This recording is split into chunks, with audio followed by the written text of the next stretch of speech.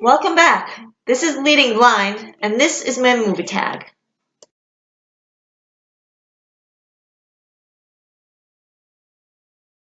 I would say that I prefer to watch the movie before reading a book when it's possible. Um, when you read a book first, you go into the movie with a certain idea of how these characters should look, how they should act, what the world around them should look like. And I think that can really hurt a film. If you do it the opposite way and you see the movie first, when you go to read the book, you already have somebody else's idea, but that could change and you won't be disappointed.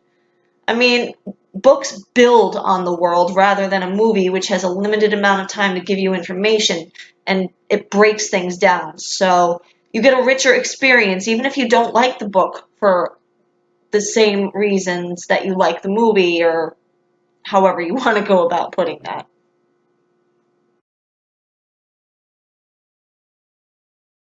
My favorite adaptation has definitely got to be the adaptation of Dolores Claiborne that stars Kathy Bates, Christopher Plummer, and Jennifer Jason Leigh.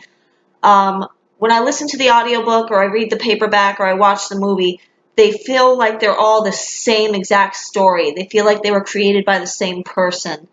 And it takes a lot for a book to do that, to make you, or for a film for that matter, since this is the question about the film, to experience any of these mediums and feel like it's the same story and it either adds or takes away from it perfectly and you're not missing anything, you never feel like you're missing something or like too much fluff was added, and that's what makes me think it's one of the best adaptations that's ever been created.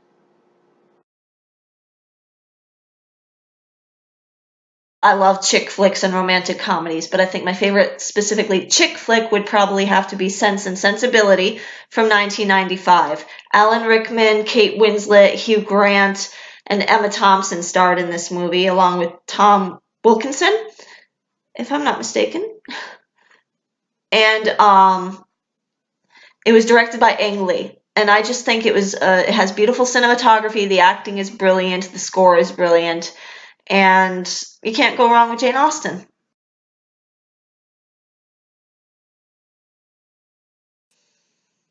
I'm not that much of a comic book person, but I do love the Batman movies.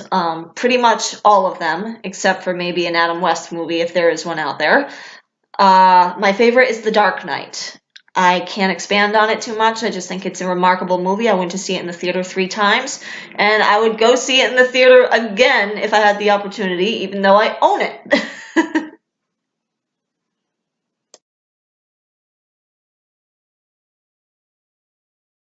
My favorite action movie would have to be Vantage Point from 2008. It's a Dennis Quaid vehicle, but it has Matthew Fox and Forrest Whitaker. It has several other people in it. I just can't think of all their names straight off the top of my head. Um, it's about a Secret Service member who is trying to figure out who tried to assassinate the president, and it goes from different characters' points of view, and you see the event happening over and over and over again, and it crunches time down and it spreads time out, and I just think it's a really interesting way of going about telling a story.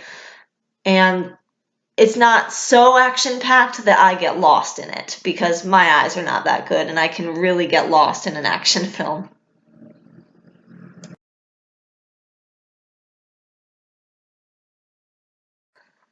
For science fiction, I'm going to have to go with an oddball one. It's Deja Vu, starring Denzel Washington. It came out in 2006. It co-stars Val Kilmer, among others, and it's about an ATF agent who is trying to solve a ferry bombing, and he investigates with a group of people who have the technology to actually look back in time. And that's all I'm telling you.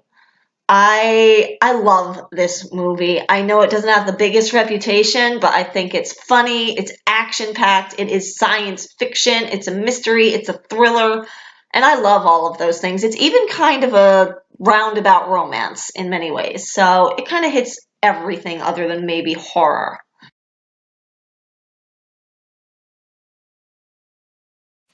My favorite drama is The Lion in Winter from 1968. It stars Katharine Hepburn, Peter O'Toole, Anthony Hopkins, Timothy Dalton, and there's several other people I recognized, or at least 2 other people I recognized. I just don't know them by name.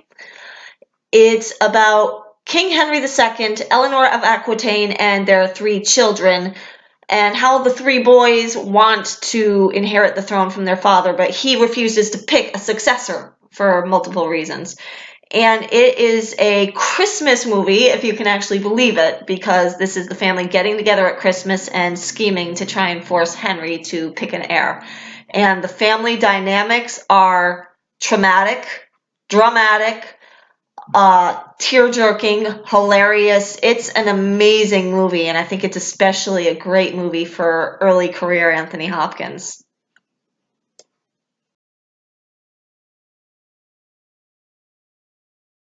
I have several romantic comedies that I simply adore, and I can't pick one above the other. So here they are in rapid succession: Kate and Leopold with Hugh Jackman and Meg Ryan and Liev Schreiber, The Object of My Affection with Jennifer Aniston and Paul Rudd, The Wedding Date with Deborah Messing and Dermot Mulroney, and Wimbledon with Paul Bettany and Kirsten Dunst and Sam Neill.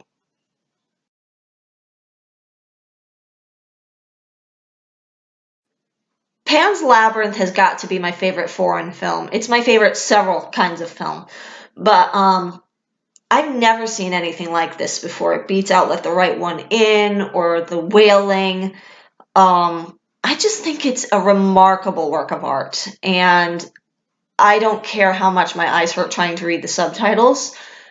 It's worth it. I probably know the story by heart now anyways. I love those kinds of fantasies, and I've never seen anything like it before in English or any other language, so I love that movie.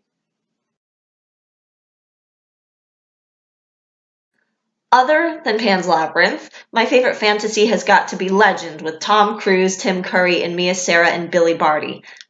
Brilliant fantasy. Go watch it. Well, I think that's all the questions I'm going to answer today. I would like to put out there for future videos when I start doing actual movie reviews and other tags that I would love to have your guys' input. So I will try to mention upcoming videos so you can tell me what you want to say about them or ask me questions about them in the comments below. Please like, comment, and subscribe. And for next time, I will be discussing things like literature, a literature tag, horror movie tag, and other subsequent videos involving that. And I will be starting movie reviews. I may put out a list on my Facebook, and I may do polls on Twitter, so keep an eye out for those.